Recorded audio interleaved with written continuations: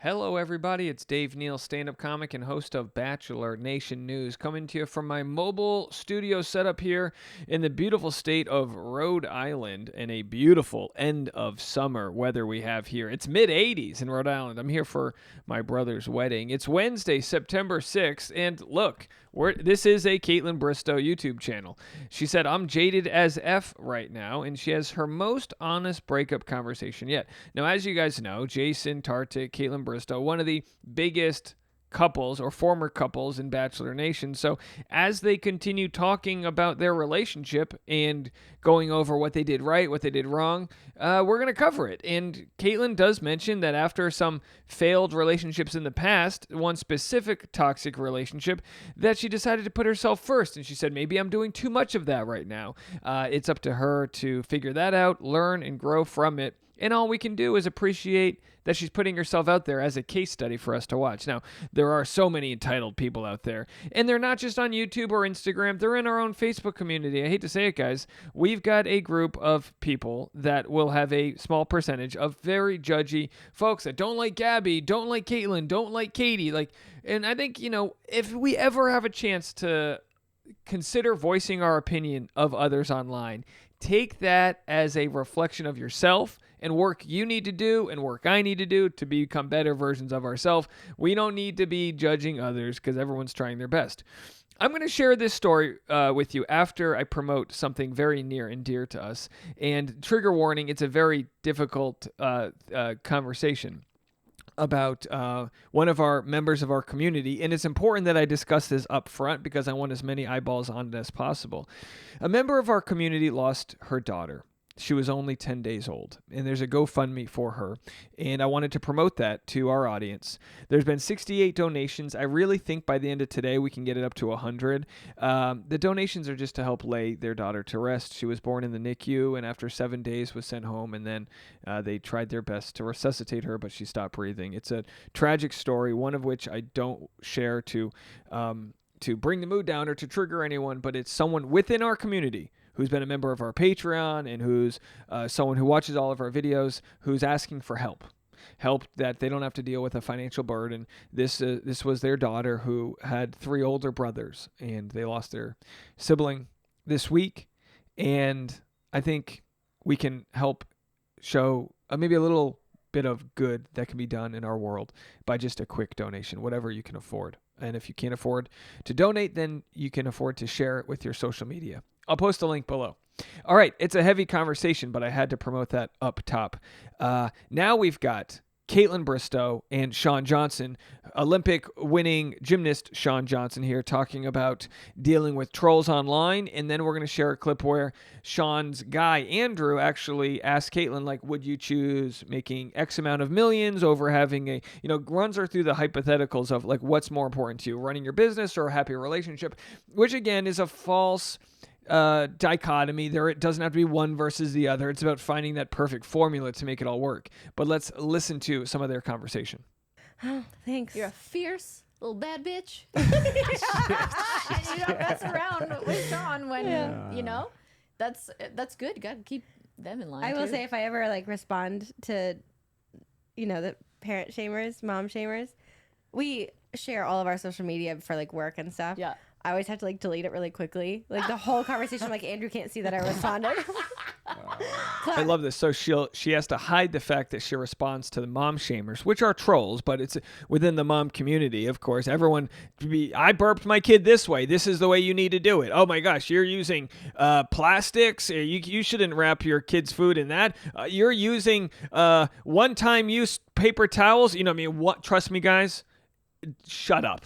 You know what I mean? Back, delete. I feel the same way even about Alicia, my podcast producer, and Maggie, my assistant. Yeah. Because they're probably what are you doing, Kaitlyn? I'm having the most deep conversations with a troll, being what is your inner child needing right now? Meanwhile, it's some Russian bot that's not it's a computer. Just being sensitive and trying to get an apology out of them. Same.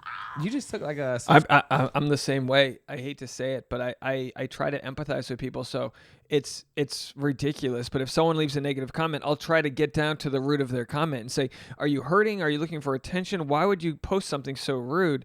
And in the end, I'm just trying to get them to acknowledge that what they're doing is rude.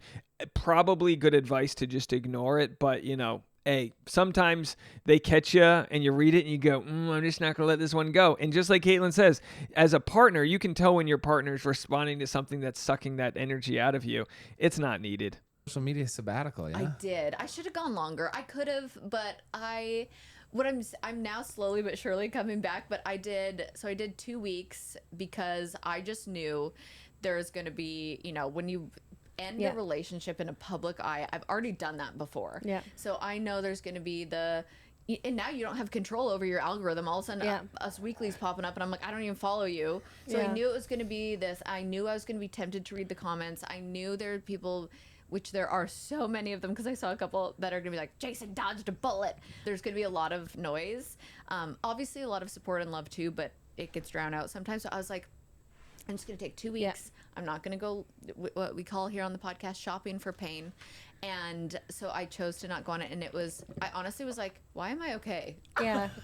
I'm like, and of course, people are going to comment, oh, Kaitlyn, you only did it for 2 weeks. You should have done it for so much longer. And again, that's judgment. She runs her business through her social media. It provides her happiness. I understand the idea, just like the therapist who talked to Kaitlyn said, hey, the only way to beat this thing is to be completely off of it. But you can try to set parameters. Going on your social media is different than doom scrolling. We call it doom scrolling, where you see everyone's account. And like Kaitlyn said, if she decides to, say, block my account because I'm covering, and I would not be offended if Kaitlyn blocked my account, even though I think Kaitlyn and I are very friendly. Some might even call us friends. Who knows? I don't know. Are we there yet? Even with that said, I could understand that even as friends, she has to protect herself. But she can't protect herself from every random account that might be covering her breakup. And, it's a dangerous place to be. And yet she still has to run her business through her social media. So I understand it ain't easy. Holy shit, it's because I'm just doing what I was surrounding myself with friends. I went home and saw family. I stayed off social media. I was meditating. I was working out. I was doing all the things that, make somebody feel at peace. And so as soon as I opened it back up, I immediately got anxiety. Yeah. And I was like, why am I here? But, the world keeps on spinning, and I had to get back on there. I love entertaining. I love talking to nobody, but thinking it's everybody. Yeah. And so now I'm just I'm not going in the DMs. I'm not scrolling. I'm just, what pops up immediately, I'll be like, oh, if it's a friend, I like it. And then I don't try not scroll. Yeah. And then I just do my thing. It would be so much easier if you could set your Instagram to just close your DMs. But you can't. It's just a decision you have to make. It's like you have to decide not to scratch the itch. You have to decide not to doom scroll. The other day I had a lot of time off, and I found myself just and it's okay to go on TikTok or whatever. It's fun to check that out once in a while. But you have to be aware of how much time you're spending on it. As you guys know, just on a productivity level, I don't bring my cell phone into the bedroom, so I don't wake up and go on my cell phone anymore. And if I do, I have to get up and go in the other room. I've made it a little bit more challenging to do the doom scrolling, and I recommend that for anyone out there. Get a alarm on your watch. Get a separate alarm. Get the cell phone out of the bedroom, and at least make it a little challenging to procrastinate so much. It's hard. It feels good. It does feel good. Have you guys ever done a social media break? No, I love social media. I'm I'm into it. I get that. I'm into YouTube specifically. Yeah. We have a pretty good relationship with it where we went into the Instagram offices, I don't know, 7 years ago, a year into when we first started putting a lot of time into this. Yeah. And the first thing they said to us was, the best way to do social media is to create more than you consume. And there it is. And we talk about that all the time. You cannot create if you're consuming. You can't do those at the same time. So if you find yourself needing more time to create, this is why, look, if I have kids, and again, this isn't I'm not daddy shaming anybody, but I want to find the healthy medium to not let my kids spend so much time consuming content. Because, this might sound stupid, and maybe I sound like a boomer. No offense to boomers. Maybe I sound like the silent generation. I don't know. But when I was a kid, you stuck your head, you looked out the window on long road trips and you thought of things. Your imagination ran wild. And I can only imagine so much of that connective tissue in the brain was solidified in a creative way because I didn't grow up with cable television. We could only watch TV for like 1 or 2 hours a week. All those things existed. I wonder if you're consuming at a young age nothing but content, you don't give yourself the chance to think. And that could be a very dangerous thing. I mean, we got a large audience of moms out there. Really ponder that and leave a comment and let me know any tips you have for anyone else there to make sure that your kids are not, because it's one thing we know as adults we're addicted to our cell phones and to our devices, but imagine kids who can't communicate as eloquently having that similar addiction, that dopamine rush. Give me the iPad. I need the iPad. I had a relative recently smash their kid's iPad. And I'm like, good for you. Take control back from those screens. All right, here we're going to go to Andrew asking Kaitlyn about her love life. Right now. You're freaking wild. Love is dead. He asked her, what's your relationship with love? And she said, love is dead. Oh my God. I don't know what my take is on love. I just want a partnership. I want a partnership that has like the right amount of love to choose each other, and I want you to want me. Wow. And she tells me, you have really good luck in career, in finances, in friends, in life, and she goes, but you are not so lucky in love. I said, yeah, no shit. Are you sure she doesn't just watch No, she or was read like, the tabloids? she is literally a witchy vibe on the side of the street in LA who has no idea who I am. Yes. And she nailed it. But it was just so interesting because that's how I feel. I really am just like, I think from divorced parents, and I had a really unhealthy first relationship that totally skewed my vision of what love should look like, because I thought, I love him and he loves me, so why is he treating me this way? It must be what it's supposed, this just must be what it is. And nobody told me otherwise. And that was 3 years of like being treated like absolute garbage. And that was my first impression of love. And so I think I am very, very jaded, but over the last 10 years, I've really been focusing on myself, which could be a problem too in relationships because maybe I'm being a little selfish. But I do think I just have a lot of negative energy around love. And that's sad. But I'm working on it. I'm cleansing my energy. Well, you're a catch. Thank you. Yeah. And I think I am. You are. I mean, the fact that she can acknowledge that this past relationship gave her these feelings, that's such a great place to be. So many people fly blind on what their actual issues are.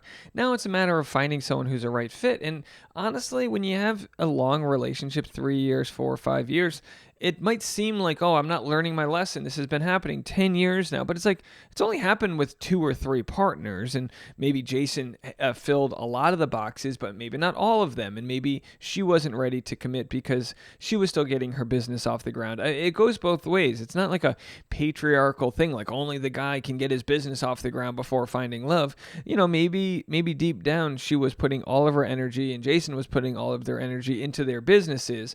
And maybe she'll get to a point where she goes, okay, the business is crushing. I'm ready for the next steps. And maybe she thought she had that with Jason, but I think in hindsight, they've realized they didn't. Yeah. But it feels like, I don't know, as soon as I get into any relationship, it always feels like even in the last 2, which of course everybody knows of, it's like we both just kept choosing ourselves over anything else and just not growing together. That's why I'm like, when you say growing together is the best part, I'm like, what does it feel like? I will say both the relationships we just were doing this, like really focusing. I'm really focusing on myself and my career, and I do think I'm getting to be a better person, which will make me a better partner. But it was just, which would you rather have, $5 million or a husband? a husband. I will say this. Yes. $10 million. I would. Yes. Same thing. I'm like, 10 million, that could really get me out of a few jams. I will say, I know, like, you have to be compatible. It has to be, like, your person, everything. And but if Kaitlyn doesn't have $10 million, she's got the equity for $10 million. Like, she's got the brand. She's got the, like, her business is just fine for whatever. I mean, I understand the scarcity mentality, but she's going to have to come to terms that she is a boss bitch dominating the podcast game, the influencer game. She's doing great. But I understand the fear. She was working at a restaurant, barely getting by. She was in a relationship, that she says, when she followed her partner to Europe for his hockey dreams, where she didn't have any financial independence. I understand she wants to get that bag. I totally get it. Jeez. Oh my gosh. 20 million. 20, okay. All right, so of course, there it is, folks. There's the conversation. So she's aware of what she did wrong, what she was focusing on. That might not have been a priority.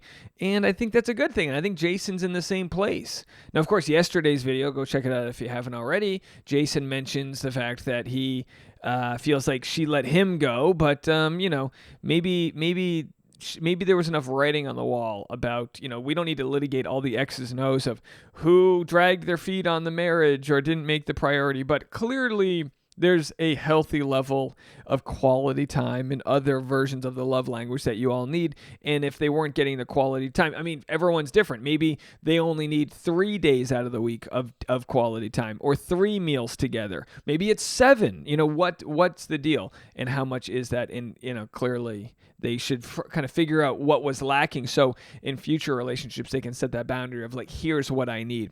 All right, folks, well, that's going to wrap it up for us. And again, if you are so kind and generous to donate, the link is below. Let's do it, folks. Let's help them out. I mean, what a powerful way for us to support someone in our community. Link below to help out our friend there, Dawn, and her family. All right, we'll be back with more content right after this.